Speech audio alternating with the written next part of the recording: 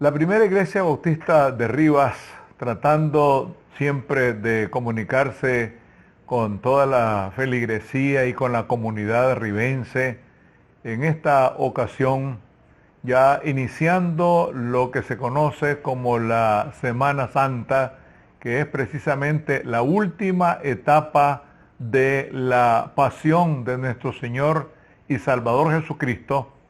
Queremos abordar el tema que se conoce como la entrada triunfal de Jesús a Jerusalén. Tomando muy en cuenta que estamos viviendo una experiencia bastante difícil, bastante dura, una prueba en la cual la humanidad se ha puesto de rodillas, humillada ante el poder de Dios y ante las circunstancias muy particulares que estamos viviendo. De tal manera que queremos detenernos en ese acontecimiento en el cual algunos consideran que por qué tenemos que hablar de la entrada triunfal de Jesús en Jerusalén, tomando en cuenta lo que a él le sucedió ahí. Pero si nosotros nos detenemos y analizamos con mucho cuidado todo este drama, pues nos vamos a dar cuenta que cuando Jesús entra a Jerusalén es para culminar la tarea que el Padre le encargó para salvar, para redimir a la humanidad. De tal manera que hablamos de la entrada triunfal porque Jesús triunfó en Jerusalén. Y lo interesante y podríamos decir lo paradojal es que Jesús triunfa en la cruz. Y es precisamente lo que se da en la etapa final de su ministerio terrenal. De tal manera que tenemos que partir de la profecía de Zacarías, cuando él anunció la venida del rey y que iba a entrar a Jerusalén en un pollino, hijo de un asna. Entonces, esto refleja que Jesús, en su humildad, en su sencillez, se presenta a Jerusalén en condiciones que muchos no esperaban, porque deseaban que Jesús, siendo el Mesías, entrara en otras condiciones. Es decir, que entrara en un hermoso corcel y en condiciones de mayor relevancia, de mayor trascendencia, y no en un burrito. Entonces, nosotros podemos darnos cuenta que con este anuncio que hace el profeta Zacarías es el cumplimiento de lo que ya había dicho ante este profeta. Lo cierto es que después de la entrada triunfal que Jesús hace en Jerusalén, dice la palabra que Jesús lloró sobre Jerusalén. ¿Y por qué lloró Jesús en Jerusalén o sobre Jerusalén? Muy sencillo, por lo que iba a suceder en esa ciudad. Por lo que iba a suceder para esa comunidad que había sido asediada por mucho tiempo por todos los enemigos del pueblo y que ahora a Jesús le toca entrar ahí. Sin embargo, cuando Jesús llora, sencillamente Él está dando a conocer lo que va a suceder años más tarde cuando entran las hordas de Tito, el hijo del emperador romano Vespasiano, y arrasa la ciudad de Jerusalén.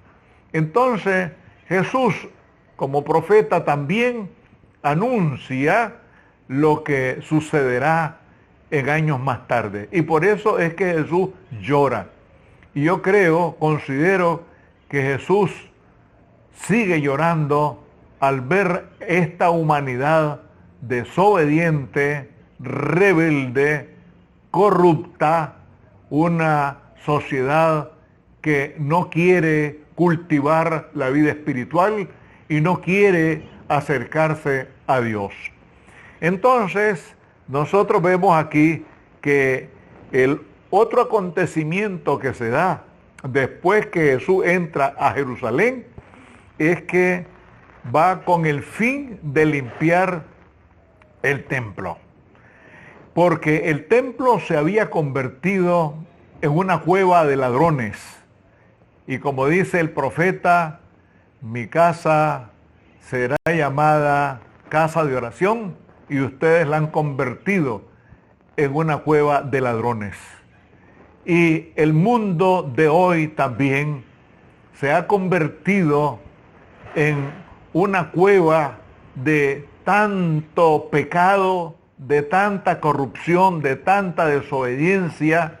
Y por eso es que Jesús, el Padre, también quiere limpiar este mundo de todas esas cosas que se están dando y que, por cierto, han trastornado totalmente a la humanidad. En ese sentido, podemos darnos cuenta que el Señor tiene un plan, y ese plan que Él tiene es precisamente para acercarnos a Él, para que nosotros nos acerquemos a Él, para que nosotros le busquemos a Él, porque esta sociedad ha estado muy distraída, entretenida en muchas vanidades, con unas injusticias terribles por todos lados y con una corrupción que no tiene precedente. Entonces, con lo que está sucediendo ahora, Jesús nos está dando un frenazo para que nosotros volvamos nuestro rostro hacia Él y le busquemos. De tal manera que cuando Jesús entra a Jerusalén, la gente lo recibe con una algazara extraordinaria, hay alegría, hay gozo, hosanna, bendito el que viene en el nombre del Señor. Sálvanos, sálvanos, significa hosanna. Pero resulta que ellos están pensando en ese momento en que el Mesías es un guerrero. Y resulta que el Mesías que está entrando a Jerusalén es precisamente la representación del amor, de la representación de todo un ministerio de reconciliación que Él desarrolló en todo su tiempo que estuvo sobre la tierra. De tal forma que cuando nosotros nos acercamos al Señor, Él está presto para ayudarnos, está presto para salvarnos, está presto para resolver nuestras situaciones, nuestros problemas, nuestras dificultades. Pero lo que ha pasado es que el mundo se ha divorciado del Señor y por eso es que estamos viviendo estos días aciagos, estos días de desesperación, de tristeza.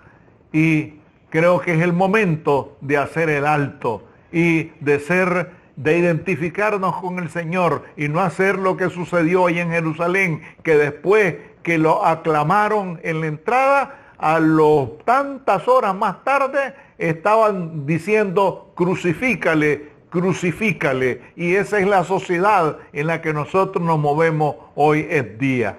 De tal manera que cuando Jesús entra a Jerusalén, Él va a entregar su vida por cada uno de nosotros los pecadores y nos invita ahora a que entremos a su redil, a que entremos a su aprisco para darnos vida abundante y vida eterna.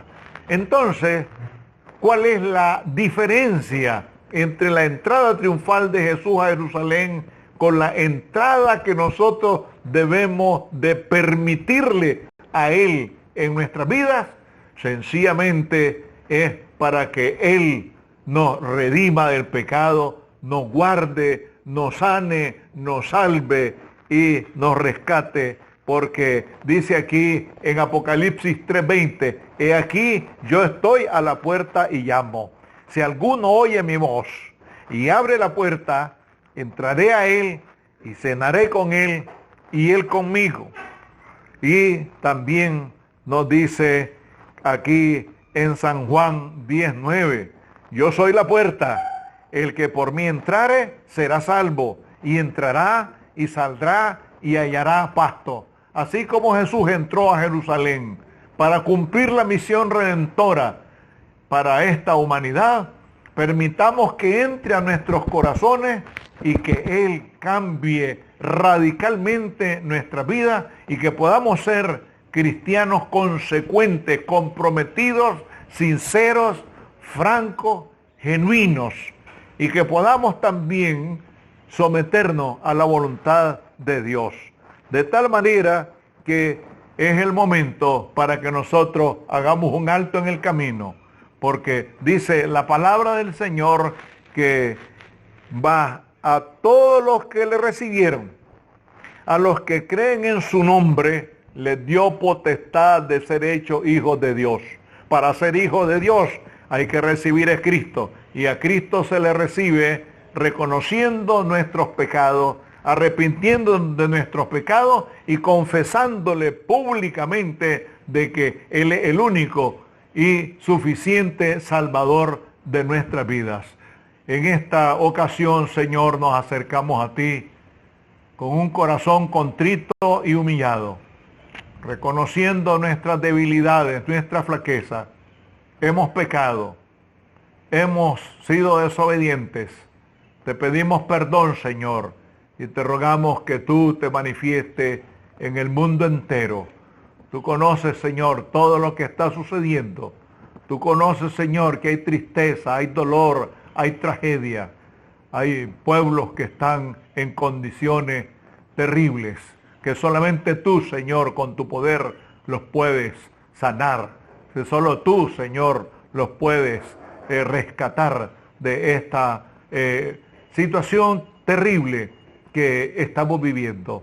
Aumentanos la fe, Señor, y ayúdanos a reconocer que debemos cambiar nuestra manera de vivir y tomar el camino correcto, que es el camino que tú nos has enseñado. Nos encomendamos a ti en el sagrado y precioso nombre de nuestro Señor y Salvador Jesucristo, que vive y que reina por siempre y para siempre.